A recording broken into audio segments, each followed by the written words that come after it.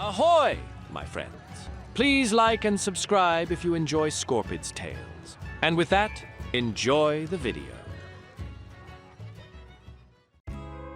Beneath scratchy blankets at Sentinel Hill's bunkhouse, Scorpid awoke to a morning promising adventure and aching reminders of yesterday's dead mind's beating. His feeble daggers were like fighting with toothpicks. Useless. He clutched his gold coin. Time for an upgrade. At the weapon shop in Stormwind City, Swordmaster Wu Ping taught Scorpid how to properly wield a one-handed sword. His dagger swapped for a mighty blade, his saber slash technique might actually do some damage next time. In the deep-run tram subway, Scorpid's taunts and midget jokes targeted a gnomish freak. Yet the gnome remained unmoving, silently watching him, eyes gleaming mysteriously. After boarding the tram, the gnome mysteriously followed him on, silent as ever. Uneasy in the gnome's company, Scorpid tried for a position of dominance, positioning himself in an embarrassing front-and-center display. A sly smirk adorned Scorpid's lips, relishing in the gnome's discomfort. Finally, the gnome's illusion of calm and cool snapped. Swift retaliation. A fire shield, a warning that sent Scorpid into the air. Message received. Keep your crotch out of his face. Scorpid's subway journey led him to Ironforge. Besides the Wintervale tree, perched on Greatfather Winter's knee, he dared a request for a toy, promising Scorpid a great killing spree. Fate happened to introduce Scorpid to Melnan Darkstone, a clown jester-dressed ginger dwarf, talking up the traveling Darkmoon Faire, scheduled to arrive soon in Elwyn Forest. A ticket voucher entered Scorpid's hand, urging Scorpid to seize the fair's fun and opportunities. Arriving at the fair south of Goldshire, Scorpid eyed the giant Darkmoon storage box on offer. 14 spacious slots beckoned, an upgrade from his meager 8-slot pouches. Eagerly handing over his ticket voucher, he was given 5 free prize tickets. Yet as he explored, Scorpid realized the fair's games wouldn't yield any prize tickets. Organizers demanded costly items like copper modulators, bronze gizmos, and even small furry paws from cats and dogs, in order to receive any prize tickets. But then, Scorpid encountered a ghastly figure with peeling skin and pungent odor. The old man was seeking new boots for worn-out Darkmoon carnies. A mischievous grin lit up Scorpid's face, his leatherworking skills a sudden gold mine. The boots, requiring only light leather, became his ticket to the coveted 50 prize tickets. Calculations swirling, 8 pieces per pair, 3 pairs for 5 tickets, 240 pieces of light leather in total. Scorpid took his deadly dance to a nearby field, boars falling victim to his leather-hungry skinning knife. Back to the unsightly man, light leather in hand, Scorpid crafted boots with meticulous precision. Each stitch, a testament to his craftsmanship. The realization that he only had to repeat this dance 8 more times was excitement enough to spur him on. Presenting his crafted bounty, excitement dulled, as the man, while acknowledging top-notch work, offered a mere single ticket. Frustration gnawed at Scorpid, dreams of the Darkmoon storage box slipping away. Angry and disillusioned, Scorpid left, clutching the boots he'd made. Slaughtering 1,000 boars was far too many. Scorpid sold the boots in the Goldshire Tavern, some silver coins filling his pockets. To drown his sorrow, he drank himself into a drunken stupor behind a tree near Goldshire. At least the cheap fair beer was good value for money. Rising from his drunken stupor, Scorpid faced the new day with a clear head and renewed determination. The city beckoned, and with coffers nearly empty, employment became a pressing need. Fate guided him to the secretive SI-7 headquarters, where Matthias Shaw, an old acquaintance, presented a tempting proposition, a covert mission in Westfall, promising generous rewards for skilled operatives. Scorpid hesitated, but ultimately embraced the challenge.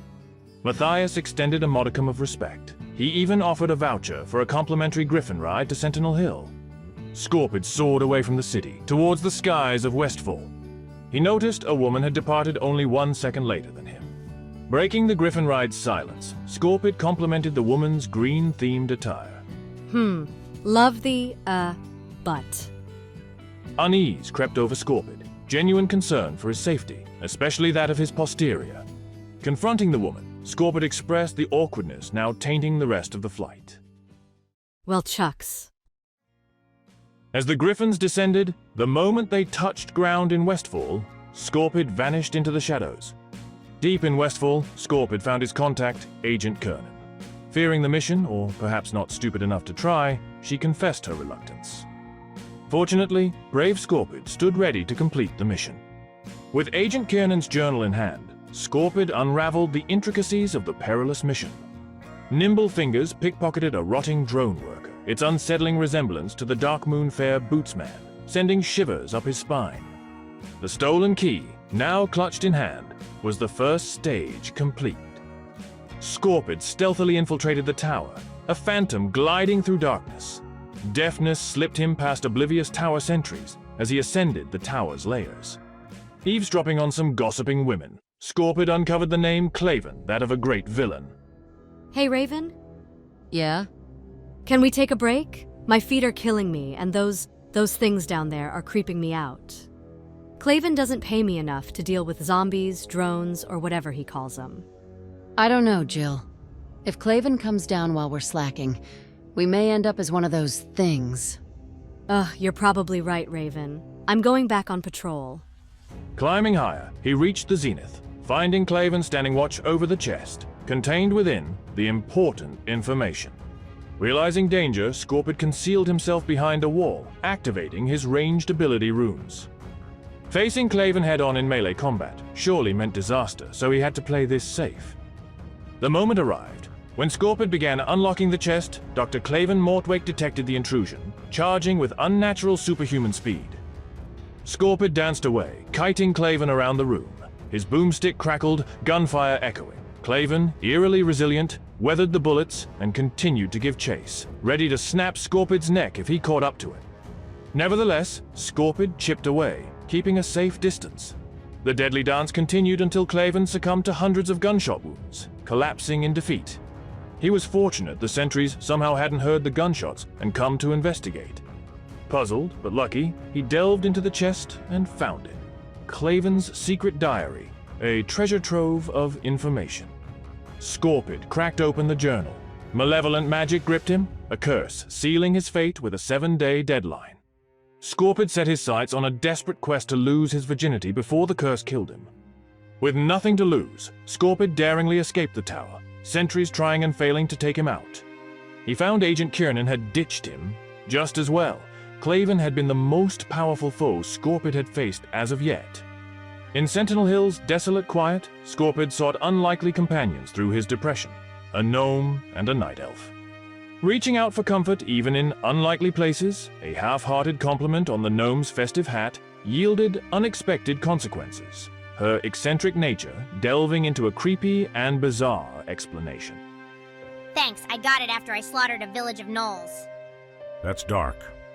The worst part is that I had to tear off their paws. I think you scared him away. Weirded out and seeking distance, Scorpid headed to Stormwind. The city's bustle provided a temporary distraction from the looming fate tied to the cursed journal. As the sun dipped, he navigated cobblestone streets, wrestling with his own impending demise.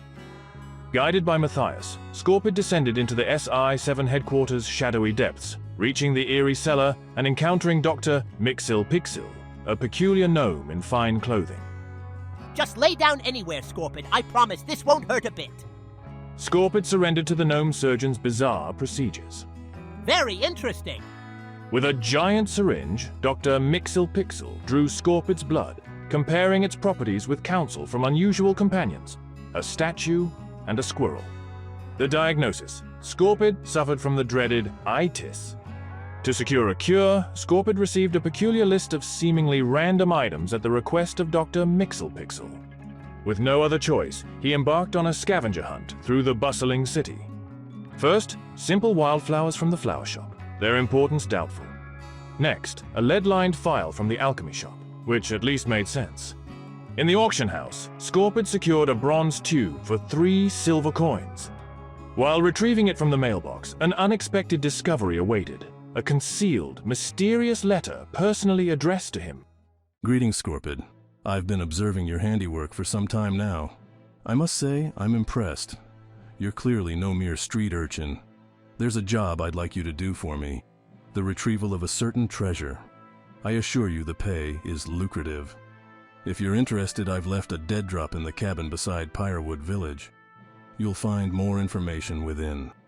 Scorpid pondered the mysterious letter's importance, deciding to tuck it away for an uncertain future. Its secrets awaited should he defy his own death.